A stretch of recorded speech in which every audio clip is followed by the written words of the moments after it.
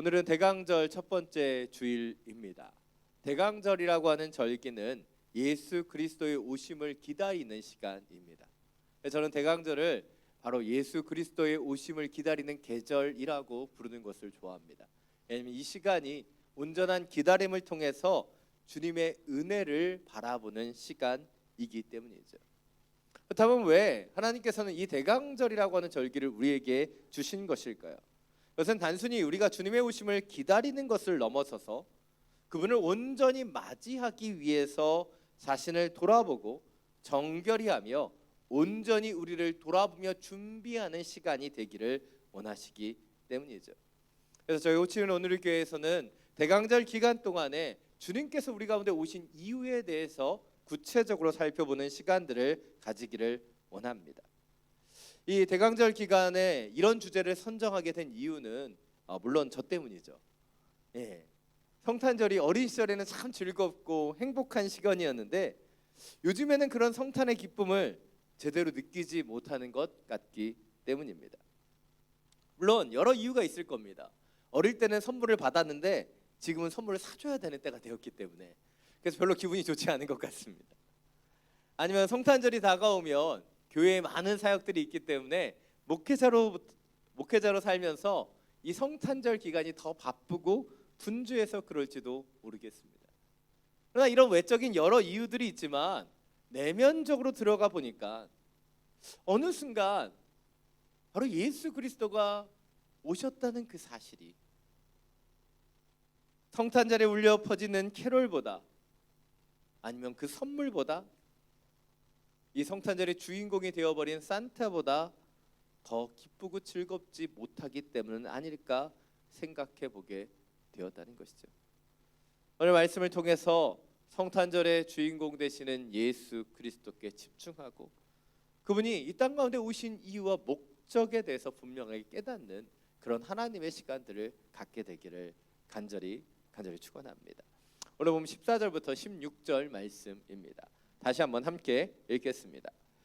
예수께서 성령의 능력을 입고 갈릴리로 돌아오시자 그분에 대한 소문이 저녁에 두루 퍼졌습니다.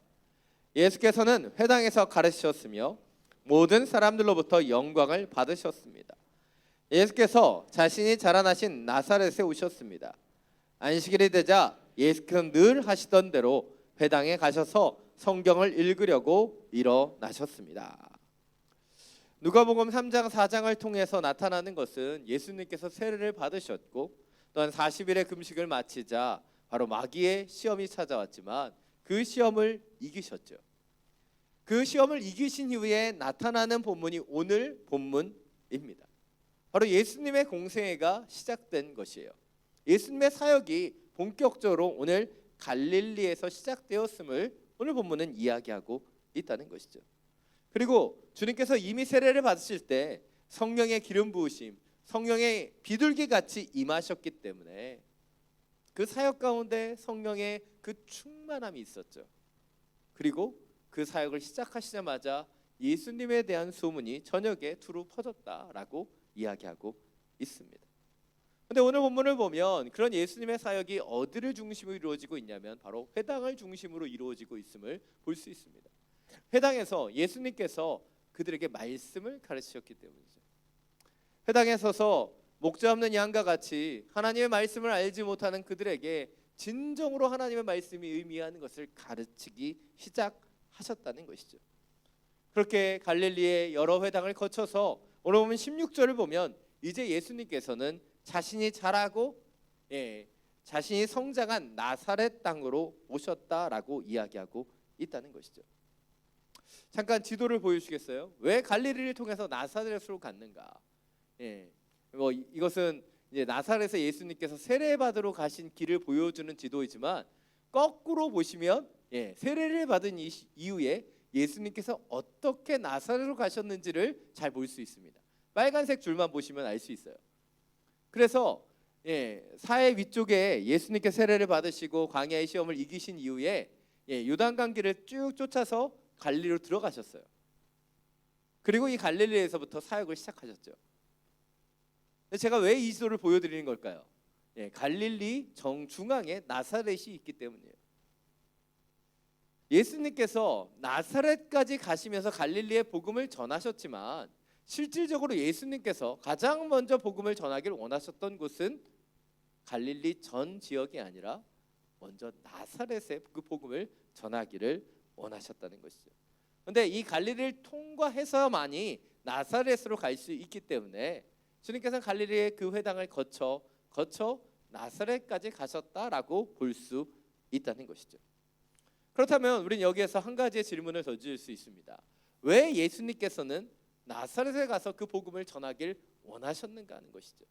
왜 가장 먼저 나사렛에 그 복음을 선포하길 원하셨는가? 우리는 그것에 대해서 생각해 볼 필요가 있습니다.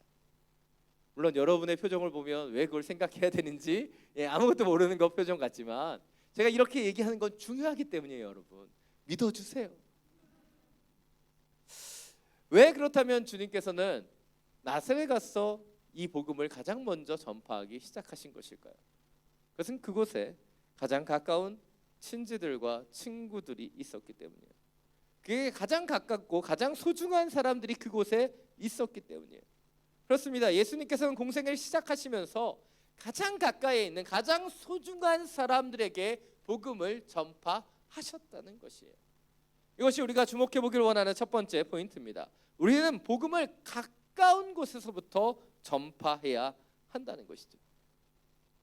당시에 나사렛에서 예수님은 목수 요셉의 아들로 인식되셨어요. 그래서 다른 지역에서 복음을 전하시는 것보다 나사렛에서 복음을 전하시는 것이 더 어려웠습니다. 그리고 오늘 본문 다 읽지는 않았지만 오늘 본문 뒷부분을 보면 우리가 나사렛에서 예수님께서 복음을 전하셨을 때 나사렛 사람들이 예수님을 미쳤다고 생각하고 배척하는 장면들이 오늘 본문 이후에 나타납니다. 그렇다면 한 가지 질문을 더 던져보겠습니다. 예수님께서는 그렇다면 나사렛 사람들이 자신을 배척할 것을 모르셨을까요? 모르셨기 때문에 그곳에 가신 것일까요? 아닙니다. 이미 알고 계셨어요. 그럼에도 불구하고 포기하지 않고 고향 땅의 복음을 전하셨죠. 왜입니까? 그들을 더 사랑하셨기 때문이에요. 우리에게 필요한 것도요. 우리의 가장 가까운 곳에서부터 우리는 복음을 전해가야 한다는 것이에요. 제가 이런 이야기를 하면 아직 남편을 전도하지 못하신 분들, 가정 가운데 아직 복음을 받아들이지 못한 분들이 있는 분들이 저에게 이런 얘기를 하십니다. 목사님 그거 너무 어려워요. 저도 압니다. 가까운 사람들에게 복음을 전하는 게 얼마나 어려운지 저도 너무나 잘 알아요. 그들은요 거절도 쉽게 하고요. 거절하면서도 좀 모르는 사람들은 예의를 갖추는데 가까운 사람들은 예의도 안 갖춥니다. 그래서 복음을 전하다가 상처도 받고요, 아픔도 있어요. 그러나 그럼에도 불구하고 우리는 가장 가까운 곳에서부터 복음을 전하기 위해 힘써야 한다는 것이죠. 한 여러분 한번 생각해 보십시오. 예수님께서도요 나사렛에서 전도하시면서 배척당하셨어요. 그런데 그렇다고 예수님께서 나사렛을 포기하셨나요? 아니에요. 또다시 방문하셔서 그곳에 복음을 전하기 위해 힘쓰셨다는 거예요. 그러기에 우리도 그러해야 한다는 것이죠. 생각해 보십시오. 예수님도 배척당하셨는데 우리가 배척당하지 않을 수 있을까요? 우리가 가까운 곳에 복음을 전하면서 예수님께서도 거절당하셨는데 우리가 거절당하지 않기를 원하는 것은 너무 비양심적인 거 아닙니까? 우리가 그렇게 고도한 고난당하지 않고 너무 편하게 복음만 흘러가기를 원한다는 것은 어찌 보면 우리가 예수님보다 더 위대하다는 착각에서 나오는 생각이에요. 여러분, 예수님도 배척당하셨어요. 그러나 그분은 포기하지 않으셨다는 것이죠. 여러분, 가장 가까운 곳에 우리가 복음을 전해야 되는 이유가 무엇입니까? 바로 거기에서부터 복음의 역사가 일어나야 하기 때문이죠. 오륜교대에서 진행하는 다니엘 기도회 11월 1일부터 21일까지 진행돼서 많은 분들이 유튜브나 여러 채널들을 통해서 함께 참여하신 분들이 계실 것입니다. 저는 시간 관계상 다 보지는 못했지만 제가 그 지난주에 특별히 두 개의 간증 영상을 보았습니다. 두 간증자 모두가 자신의 과거의 상처와 아픔들을 간증하고 은혜로 또한 고백하는 시간들이 있었습니다. 근데 객관적으로 살펴보면 첫 번째 영상의 간증자의 시련과 고난이 더 컸어요. 근데 두 번째 영상을 보고 그 간증자의 간증을 들으면서 제가 더 많이 아팠습니다. 첫 번째 영상이 객관적으로는 더 심각한 상황이었고 더 아픈 상황이었는데 저는 두 번째 간증자의 그 간증을 듣고 더 많이 마음이 아팠어요. 왜였을까요? 두 번째 간증자가 제가 조금 아는 분이었기 때문에, 제가 온누리교회 사역하면서 같이 동역했었던 간사님이셨기 때문에, 저는 그분에게 그런 아픔과 고통이 있었는지 그런 과거가 있었는지 전혀 알지 못했어요. 네, 그분이 하신 간증을 통해서 처음 알게 되었고 그 아픔에 공감하며 아파했습니다. 왜 제가 그분의 간증에 더 많이 아파했을까요? 바로 그것이 관계의 힘이죠. 아는 사람이기 때문에. 왜 주님께서 우리에게 더 아픈 손가락을, 더 아픈 관계를 주셨을까요? 그것은 더 가깝고 더 아프기 때문에 더 사랑하며 거기에서부터 사랑과 복음이 시작되어야 하기 때문이죠. 여러분, 전 여러분을 도전하기를 원합니다. 여러분의 가까운 곳에 복음을 알지 못하는 자들이 있다면 거기에서부터 우리는 복음 전파를 시작해야 한다는 것이죠. 여러분 가까이에 아직 하나님을 알지 못하는 자가 있음에도 불구하고 여러분이 복음을 전하지 않고 있다면 어찌 보면 그들을 향한 사랑이 부족한 거예요. 그들을 사랑하지 않기 때문에 우리가 그 복음을 흘러보내지 못하고 있는 것이죠. 원고에는 없는 것이지만 제가 미국에 잠깐 머물고 있을 때 그때 한 외국인 친구가 저에게 왜 교회를 다니고 왜 복음을 전파하냐고 물었어요. 그래서 제가 이렇게 얘기했습니다. 복음은 사랑이기 때문이다. 왜 이렇게 간단히 얘기했는지 아시겠죠? 영어로 얘기해야 됐기 때문이에요.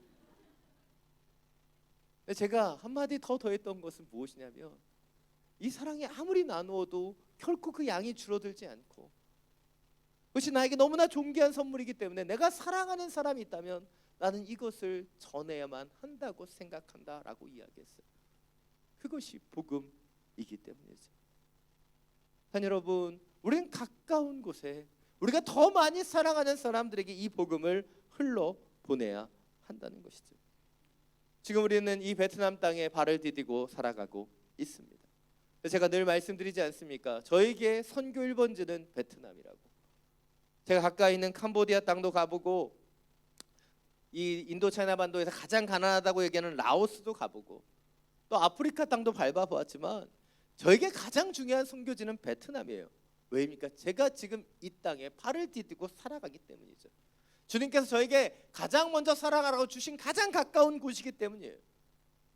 우리 호치민 온누리교회가 이곳에 세워진 이유도 무엇입니까? 이 베트남 땅에 복음을 전파하는 통로가 되기 위해서이죠.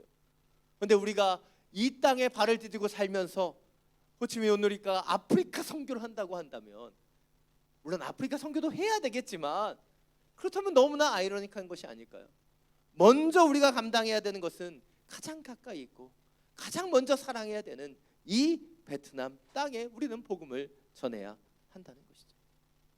여러분에게도 동일합니다. 우리가 먼저 복음을 가지고 나아가야 되는 자리는 멀리 있는 저 선교지가 아니라 바로 우리의 가정이고 우리의 직장이고 우리가 밟고 살아가는 이 자리라는 것을 놓치지 않기를 원합니다. 그리고 내가 밟고 있는 이 자리에서 내가 살아가는 그 삶의 자리에서 어떻게 복음을 흘러보낼 것인가, 그 주님을 알지 못하는 영혼들에게 복음을 전하기 위해 어떻게 살아가야 할 것인가 고민하고 기도할 수 있는 하나님의 사람들이 되시기를 간절히 축원합니다. 여러분, 복음을 전하기 위해서 기도해야 됩니다. 주님이 주시는 지혜도 필요하고요, 전략도 필요하고, 그리고 하나님의 때를 기다리며 기도해야 되는 것이죠. 그래서 우리의 가족들이 주님 앞에 돌아오는 그날까지 그 기도를 포기하지 않고 그 복음 전파를 놓치지 않는 하나님의 사람들이 되시기를 간절히 축원합니다. 오늘 17절부터 19절 말씀, 17절부터 21절까지의 말씀입니다. 우리 다시 한번 함께 읽겠습니다. 예언자 이사야의 둘머리를 건네 받으시고 두 마리를 펼쳐 이렇게 기록된 것을 찾아 읽으셨습니다. 주의 영이 내게 내리셨다. 이는 하나님께서 내게 기름을 부으셔서 가난한 사람들에게 복음을 전파하도록 하기 위해서다. 하나님께서는 포로된 사람들에게 자유를, 못 보는 사람들에게 다시 볼 수 있음을, 억눌린 사람들에게 해방을 선포하기 위해 나를 보내셨다. 주의 은혜의 해를 선포하도록 하기 위함이다. 예수께서는 두루마리를 말아서 시중 들던 자에게 돌려주시고 자리에 앉으셨습니다. 회당 안에 있던 모든 사람이 눈이 일제히 예수를 주시했습니다. 그러자 예수께서 그들에게 말씀을 시작하셨습니다. 오늘 이 말씀이 너희가 듣는 자리에서 이루어졌다. 아멘. 예수님께서 나사렛 회당에서 성경을 읽기 위해서 일어나셨죠. 그때 성경 두루마리를 맡은 자가 예수님께 전해준 말씀은 이사야 두루마리였어요. 다시 말해서 예수님께서 의도적으로 이사야 말씀을 뽑으신 것이 아니라 그 말씀을 받으셨고 그 말씀 가운데서 이사야 61장 1, 2절에 기록된 오늘 보면 18절 19절의 말씀을 읽어 내려가신 것입니다. 그 내용이 무엇이었습니까? 바로 주의 영이 내게 임하시면 그 성령의 기름 부으심을 통해 가난한 자들에게는 복음을, 포로된 자에게는 자유를, 보지 못하는 자에게는 다시 보게 함을, 억눌린 자에게는 해방을 선포하게 하셨다라는 것이죠. 다시 말해서 주님의 성령이 그분께 임하였기 때문에 이제 예수님께서 가난하고 억눌리고 포로된 자들을 구원하기 위해 이 땅에 오셨다. 이 땅에 구원자로 오신 메시아임을 선포하셨다는 것이죠. 문제는 이 이야기를 듣고 있는 이 나사렛 사람들이 바로 예수님을 메시아로 받아들이지 않았다는 것이죠. 왜입니까? 그들의 눈에는 예수 그리스도가 여전히 목수 요셉의 아들이었기 때문이죠. 그래서 그들은 예수님을 배척합니다. 그러나 반대로 우리는 모든 것을 다 알고 있습니다. 예수님 그 이후로 이 선포됐던 누가복음 4장 18절부터 19절에 있는 이 모든 말씀을 그분의 삶을 통해 성취하셨다는 것을 우리는 성경을 통해서 다 알고 있어요. 그분이 오신 이유가 무엇이었습니까? 은혜의 해를 선포하고 가난하고 병들고 억눌린 우리와 같은 자를 구원하기 위해서 이 땅 가운데 오셨다는 것을 우리는 분명히 알고 있다는 거예요. 오늘 대강절 첫 번째 주일에 이 말씀을 함께 살펴보는 이유가 바로 이것이에요. 바로 이 말씀이 예수님께서 이 땅 가운데 오신 그 사명을 분명하게 선포하고 있기 때문이에요. 오늘 예수님께서 이 땅 가운데 오셨어요. 왜 오셨습니까? 우리를 구원하기 위해, 가난하고 병들고 억눌린 자들을 구원하기 위해 주님께서 오셨다는 것이죠. 그리고 우리는 그런 주님의 오심을 기다리는 그 절기 가운데 들어가고 있습니다. 근데 우리의 문제는 무엇입니까? 주님의 그 오심을 기다리면서, 그 탄생을 기다리면서 우리는 어떤 기대함도, 어떤 행복함도, 어떤 기쁨도 누리지 못하고 있다는 거예요. 어린 왕자를 보면 사막 여우가 어린 왕자에게 이렇게 얘기합니다. 가령 네가 4시에 온다고 하면 난 3시부터 행복할 거야. 네가 4시에 온다고 그러면 나는 3시부터 행복할 거야. 왜 사막 여우가 어린 왕자를 기다리면서 그렇게 행복할 수 있었을까요? 그에 대한 기대, 그리고 기대하며 기다리는 그 마음이 행복했기 때문이에요. 우리는 이 사막 여우와 같은 행복이 있습니까? 주님의 오심을 기다리고 있는데, 그리고 우리가 기다리기만 하면 그분이 오실 텐데, 우리는 주님을 기다리는 이 계절 가운데 진정한 행복과 기쁨 가운데 있는가, 우리를 돌아보기 원한다는 것이죠. 그렇다면 왜 우리는 그 행복과 기쁨을 잃어버린 것일까요? 그 이유가 오늘 18절 상반절에 나타납니다. 오늘 예수님의 사명은 어떻게 시작됩니까? 주의 영이 내게 내리셨다라는 구절과 함께 시작되는 거예요. 성령의 임재 가운데 시작되는 것이죠. 왜 우리가 이 대강절에 하나님 주시는 그 기대함과 기쁨 가운데 그 성탄을 기다리지 못하는가? 어찌 보면 우리가 주님의 임재 속에, 주님의 성령의 기름 부심 속에 머물고 있지 못하기 때문은 아닐까 생각해 보게 된다는 거예요.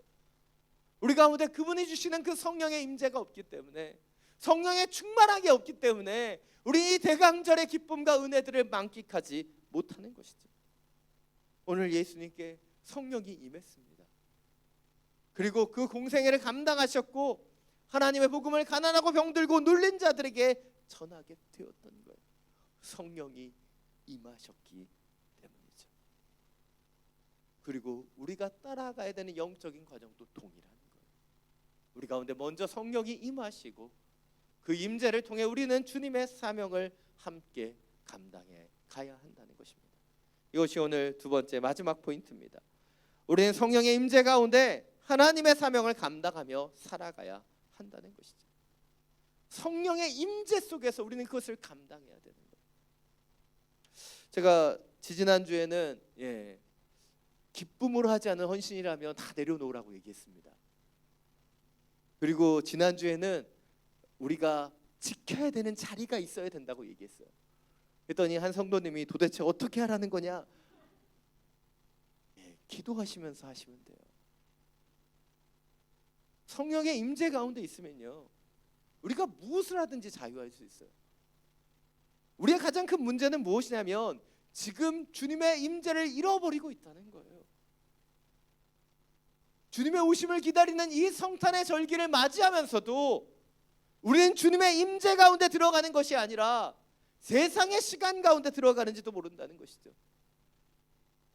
트리를 장식하고 캐롤을 흥얼거리며 부르고 있지만 우리는 주님의 임재 속에 그 기쁨과 감격을 누리지 못하고 있지는 않은가? 우리의 중심을 돌아봐야 한다는 것이죠. 성령이 임재할 때 우리 그리스도인에게 나타나는 두 가지의 큰 역사는, 첫 번째는 구원이에요. 성령이 우리 가운데 임하실 때 성령의 은총을 통해서 우리가 믿음을 갖게 되고 구원받게 된다는 것이죠. 그리고 성령의 임재를 통해 우리 사람들에게 나타나는 두 번째 역사가 바로 사명이에요. 성령이 우리 가운데 임하시게 되면 우리가 하나님 아버지의 마음을 갖게 되고 하나님의 그 마음을 갖고 사명을 감당하며 나아가게 된다는 것이죠. 근데 우리의 문제는 무엇입니까? 구원을 받는 것, 성령의 역사를 통해 구원이 우리 가운데 찾아오는 것에 대해서는 예스로 화답하지만 사명을 받는 것에 대해서는 주저하죠. 왜 주저합니까? 사명을 받으면 헌신도 필요하고 희생도 필요하기 때문에. 왜 믿음의 사람들이 하나님의 사역을 감당하면서 지쳐가는가? 그 이유는 한 가지입니다. 주님의 임재를 잃어버렸기 때문에. 그래서 헌신한다고 얘기하지만 지쳐가고 기쁨을 놓쳐버리는 거예요. 임재가 없기 때문에. 그러나 주님의 임재 가운데 있으면 느헤미야와 같이 하나님이 원하시는 그 자리에 머무며 지킬 수 있는 사람이 되는 것이에요. 사랑 여러분, 성령이 우리 가운데 임하시기를, 그 성령의 역사를 놓치지 않기를 기도하며 나아가기를 원합니다. 성령이 우리 가운데 임하시면 우리가 구원을 받고 그 구원의 감격과 은혜를 통해 우리는 사명의 자리로 이어져 가는 것이죠. 예수님께 성령이 임했습니다. 그리고 그분은 공생애를, 그 사명을 감당하셨고 십자가의 헌신까지 나아가셨어요. 우리가 걸어가야 될 그 길이 바로 예수님을 따라가는 길입니다. 고용원 씨가 지으신 오직 주의 사랑에 매여라고 하는 찬양은 이렇게 고백합니다. 오직 주의 사랑에 매여 내 영 기뻐 노래합니다. 이 소망의 언덕 기쁨의 땅에서 주께 사랑 드립니다. 우리의 첫 번째 반응이 사랑을 통해서 얻게 되는 소망임을 보여주죠. 그런데 거기서 멈추지 않습니다. 이 찬양은 계속해서 고백해요. 오직 주의 임재 안에 갇혀 내 영 기뻐 찬양합니다. 이 소명의 언덕 거룩한 땅에서 주께 경배드립니다. 사랑 속에 머무는 것에 그치지 않고 그 임재 속에 나아가 주님 원하시는 사명을 감당하게 된다는 것이죠. 그리고 마지막으로 이렇게 고백합니다. 주께서 주신 모든 은혜 나는 말할 수 없네. 내 영혼 즐거이 주 따르렵니다. 주께 내 삶 드립니다.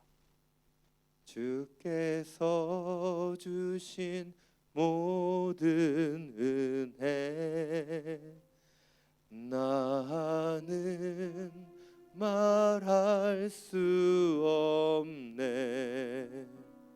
내 영혼 즐거이 주 따르렵니다. 주께 내 삶 드립니다. 주께 내 삶 드립니다. 이것이 주님께서 우리에게 원하시는 영적인 과정이에요. 우리는 주님에게 사랑받기만을 원하죠. 그러나 그 사랑을 누리게 되면 그 사랑 속에 주님의 임재 가운데 들어가는 것이고 그 임재 속에서 우리는 주님을 따르며 헌신하게 되는 것입니다. 산 여러분, 주님께서 이 땅 가운데 오신 이유, 우리의 삶 속에 찾아오신 그 이유는 바로 여기에 있는 거예요. 바로 주님이 죄악된 이 세상을 구원하기 오셨고 죄인과 같은 우리를 구원하기 위해 오셨으며 그리고 다시 우리를 통해 이 세상에 복음을 전하기를 원하시기 때문이죠. 이 성탄을 기다리는 이 계절에 주님이 오신 그 이유, 그 본질, 그 목적, 그 사명을 놓치지 않기를 원합니다. 이 성탄이 세상의 시간이 아닌 하나님의 은혜 가운데 들어가는 시간, 주님의 임재 속에서 주님이 주시는 그 사명을 바라보는 주님의 시간이 되기를 간절히 원합니다. 오늘 마지막으로 알퐁스 도테의 고세 신부의 불로장생주라고 하는 짧은 단편 하나를 소개하고 오늘 설교를 마치겠습니다. 이 이야기는 가난을 미덕으로 삼던 프레몽트르 수도원의 이야기입니다. 이 수도원은 가난을 미덕으로 삼았기 때문에 수도원의 재정은 거의 바닥이었습니다. 그래서 수도원의 뾰족한 탑은 이미 다 무너져 내렸고 깨진 창문은 이미 수리할 수 없었습니다. 종마저 다 깨져버려서 다시 살 수가 없어 모든 모임 시간들을 나무 딱따기로 쳐서 알릴 수밖에 없었다는 것이죠. 그런데 그 수도원에는 젖소 2마리를 돌보는 코셰라고 하는 수사가 있었습니다. 그런데 이 수사는 이 수도원의 그 가난한 재정을 늘 가슴 아프게 생각했어요. 그리고 하루는 작정을 하고 수도원 원장 신부에게 나아가 자기가 불로장생주를 만들어 보겠다고 제안합니다. 여기서 오해하실까 봐 말씀드리면 중세 수도원에서는 포도주를 만들어서 많이 판매하고 재정으로 사용했기도 했다라고 알려져 있습니다. 그래서 이 술을 만든다는 것이 꼭 그 당시엔 나쁜 것이 아니었다는 것이죠. 그리고 교세 수사는 어린 시절 그의 양부모로부터 술을 빚었던 기억을 더듬으며 밤낮으로 애쓴 결과 6개월 후 불로장생주를 만드는 데 성공합니다. 그리고 놀랍게도 고세 신부가 빚은 이 불로장생주는 프랑스 전역에 불티나게 팔려나가게 되죠. 그리고 가난에 찌들었던 이 수도원은 조금씩 돈방석에 앉게 되었습니다. 수도원 건물은 점점 웅장하게 고쳐졌고 고정탑은 하늘을 찌를 듯 높아졌으며 창문은 맑게 되었어요. 이 모든 것이 고세 수사의 공이었죠. 그래서 수도원장은 그에게 신부 서품까지 줍니다. 그런데 어느 날 저녁 미사 가운데 한 술주정배가 들어와서 괴성을 지르며 노래를 부르기 시작했습니다. 알고 보니 그 사람은 고세 수사였어요. 불로장생주를 만들면서 시음을 해보다가 자신도 모르는 사이에 알코올 중독자가 되어버린 것이었습니다.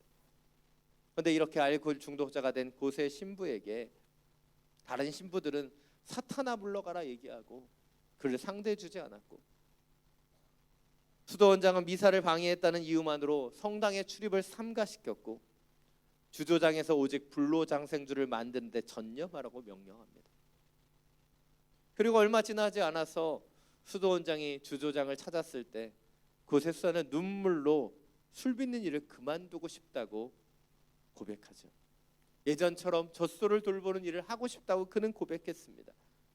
그런데 수도원 원장은 이 청을 1월 지하에 거절하죠.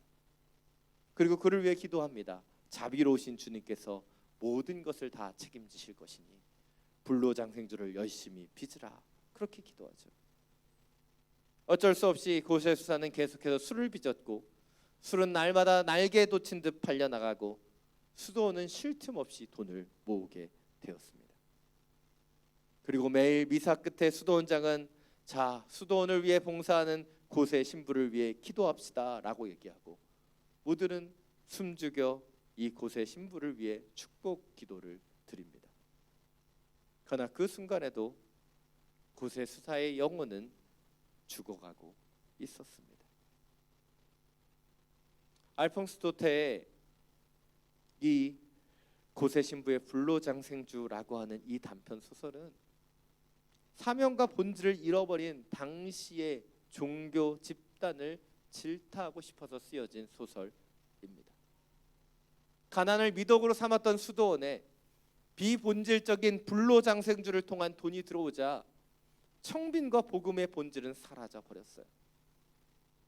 더 안타까운 것은 무엇입니까? 이미 충분한 재정이 있음에도 불구하고 죽어가는 고세 수사를 살리려고 본질로 돌아가기보다는 더 팔아서 더 멋지고 더 유익하고 더 아름다운 수도원을 만들고자 그들은 가식적인 미사를 드리고 그들을 향하여 축복 기도를 하는 그 수도원의 타락을 우리가 보는 것이죠. 그런데 이 이야기를 읽으면서 너무나 안타까웠던 것은 모양과 모습만 다를 뿐이지 우리의 모습도 이곳 가운데 있다라는 생각이 들었기 때문이죠. 분명히 우리 가운데 복음이 있고 우리 가운데 주님이 주시는 사명이 있는데, 우리 가운데 세상의 편리함과 물질이 들어오면서 우리는 그 복음과 사명을 잃어가고 있다고 생각되었기 때문이죠. 세상의 물질이 우리 가운데 들어오고 그 편리함이 우리 가운데 들어오면서 우리는 십자가의 길을 걸으셨던 예수님을 따라가는 것을 포기하지는 않는가. 이 성탄의 기쁨이 그분을 바라보며 그분을 따라가는 자들에게는, 그분의 임재 가운데 있는 자에게는 놀라운 기쁨이고 축복일 텐데, 이 세상의 돈의 노예가 되고 이 세상의 편리함의 노예가 되고 이 세상의 부귀와 영광을 바라보고 있는 우리 가운데는 왜 기쁨이 되지 못하는가? 그것은 우리가 본질이라고 하는 주님의 임재를 잃어버렸고 우리가 주님의 사명을 저버렸기 때문은 아닌가 돌아봐야 한다는 것이죠. 주님 우리에게 말씀하셨어요. 누구든지 나를 따라오려거든 자기를 부인하고 자기 십자가를 지고 나를 따를 것이니라. 나를 따라오려거든 자기를 부인하고 자기 십자가를 지고 나를 따를 것이니라. 단 여러분, 우리 가운데 주님의 임재를 회복하기를 원하고 주님의 사명을 회복하기를 원합니다. 이 성탄이 사람들이 즐거워하고 화려하고 멋진 세상의 휴일이 아니라 우리를 구원하기 위해 이 낮고 천한 모습으로 말구의 가운데 나오신 그 구원자 예수 그리스도를 바라보는 주님의 날이 되기를 원합니다. 다시 한번 주님이 오신 이유, 그 목적과 사명을 기억하며 오늘 주대로 지어질 수 있는 우리 모두가 되기를 간절히 축원합니다. 이 시간 주님 다시 오실 때까지 함께 찬양하고 주님 앞에 나아가겠습니다.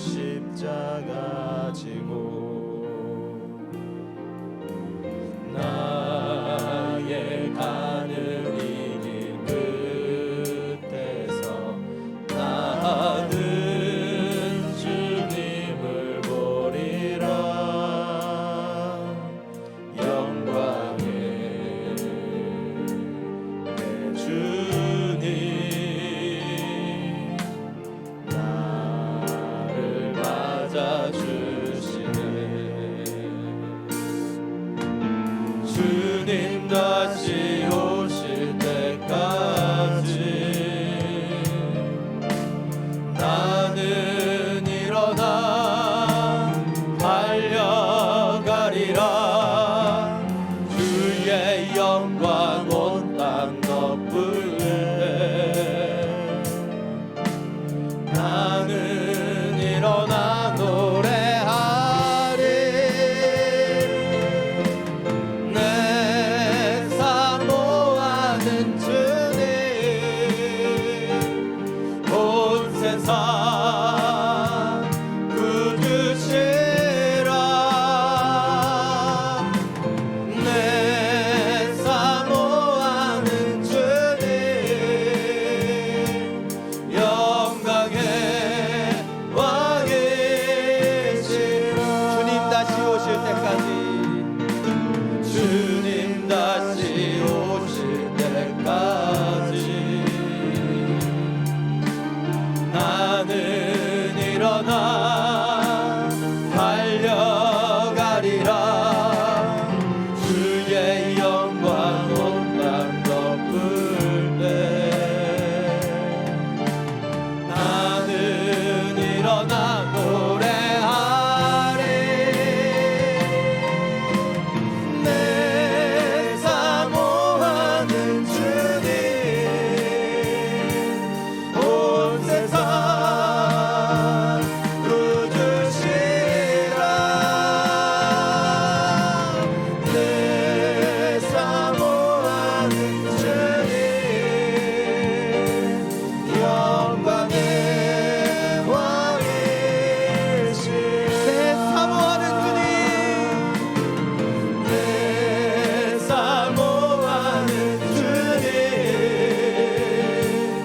온 세상 구주시라. 내 사모하는 주님 영광의 왕이시라. 시간 함께 기도하며 나아가기를 원합니다. 시간 기도할 때 우리의 중심과 우리의 마음을 돌아보며 기도하기를 원합니다. 주님의 오심을 기다리는 이 계절 가운데 우리가 기쁨을 잃어버렸습니다. 주님을 기대하며 기도하는 마음을 잃어버렸습니다. 주님, 우리를 다시 한번 새롭게 하여 주옵소서. 성령님 우리 가운데 임재하여 주시고 역사해 주시사 주의 길을 따라가며 복음을 전하는 하나님의 사람으로, 하나님의 사명자로 살게 하여 주시옵소서. 주님의 이름을 한번 부르고 함께 기도하며 나아갑니다. 주여!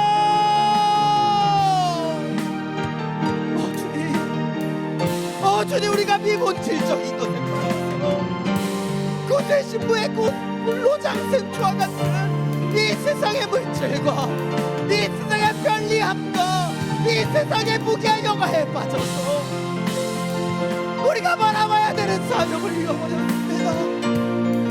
우리가 바라봐야 되고 우리가 구해야 되는 주님의 임재를 놓쳐버렸습니다. 우리의 기도가 어느새 풍요를 구하고 물질을 구하고 나의 관계만을 구하는 그 기도로 변해버렸습니다.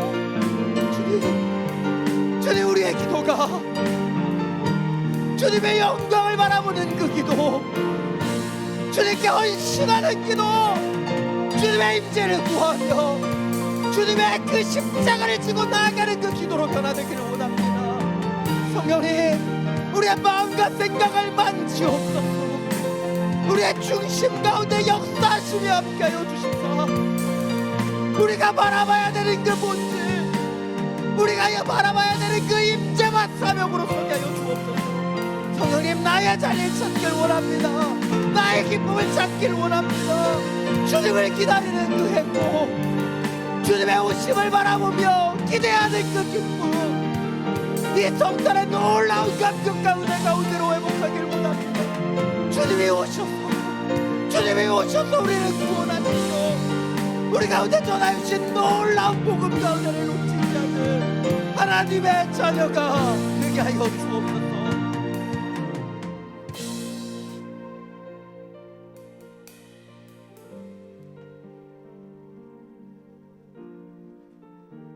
사랑이 많으신 주님, 주님이 다시 오실 때까지 우리는 주님을 따라가는 그 길을 걸어가야 되는데, 좁은 문이 힘겹다고, 좁은 길이 어렵다고 우리는 우리의 십자가와 사명을 잃어버렸는지도 모릅니다. 주님, 주의 길을 보게 하여 주시고 주의 그 임재 가운데 우리의 사명을 지고 나아갈 수 있도록 역사하여 주옵소서. 비본질적인 이 땅의 물질과 세상의 부귀의 영광을 바라보는 인생이 아닌 믿는 자에게 주시는 성령의 임재를 구하고 그 성령의 임재 속에서 복음 전파의 사명을 감당하며 살아가는 믿음의 사람들이 되게 하여 주시옵소서. 우리 주 예수 그리스도의 이름으로 기도드립니다.